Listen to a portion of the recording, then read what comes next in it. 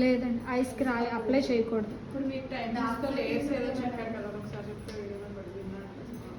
Papaya కానీ papaya అన్నా వేసుకోవచ్చు, కుకుంబర్ వేసుకోవచ్చు, ఇలా న్యాచురల్గా ఆరెంజ్ జ్యూస్ ఉంటుంది కదండి, అది కూడా వేసుకోవచ్చు ప్యాక్ కింద.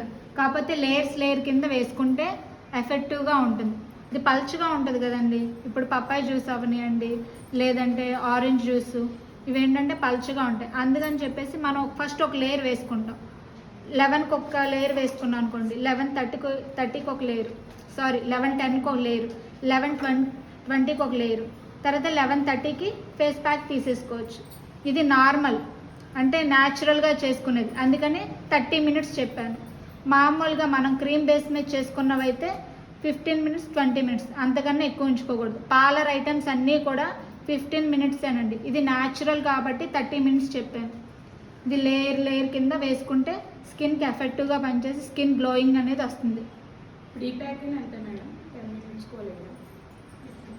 ఎగ్ ప్యాకా? లేదండి, ఒక 5 మినిట్స్ వదిలేసి తర్వాత ఇంకో లేయర్ వేసి ఆఫ్ చేసేయచ్చు.